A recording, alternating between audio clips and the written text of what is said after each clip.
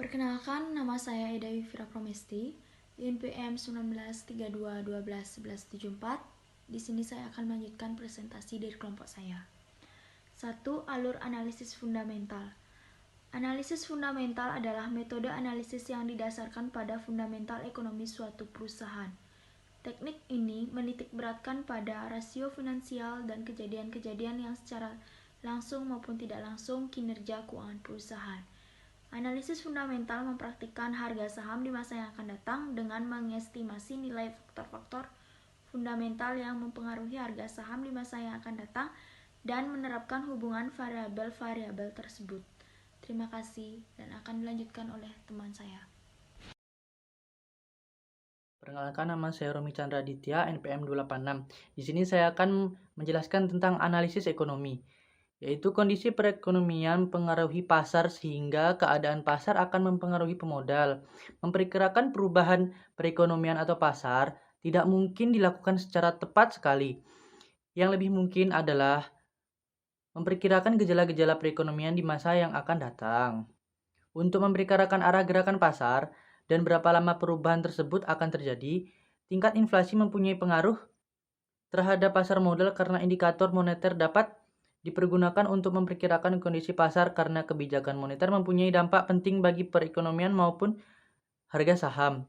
Perkenalkan, nama saya Gusti Ngurah Krisna Aditya, NPM 193212140. Kelas C5, Analisis Industri, Analisis dan Permodalan perlu untuk diklarifikasikan. Industri di BEI, perusahaan diklarifikasikan menjadi sektor-sektor seperti pertanian, pertambangan, industri, dasar, otomotif, dan lain-lain.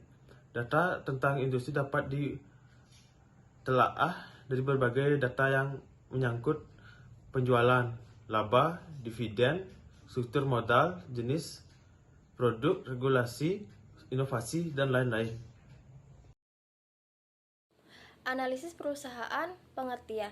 Selain analisis ekonom atau pasar dan industri juga perlu dilakukan analisis terhadap keadaan perusahaan, yaitu variabel-variabel yang mempengaruhi nilai intrinsik saham. Analisis ini bisa dilakukan dengan dividend discount model dengan multiplier. Nilai intrinsik dengan model DDM P0 sama dengan D1, buka kurung RG, tutup kurung. Nilai intrinsik dengan PIR sama dengan taksiran EPS dikali PIR yang ditaksir. Memahami laba yang diperoleh, beberapa pendekatan yang dapat digunakan untuk mengestimasi harga saham.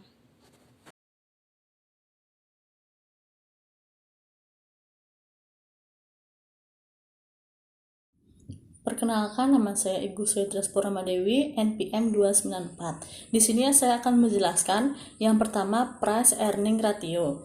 Keunggulan pendekatan ini terletak pada kesederhanaannya.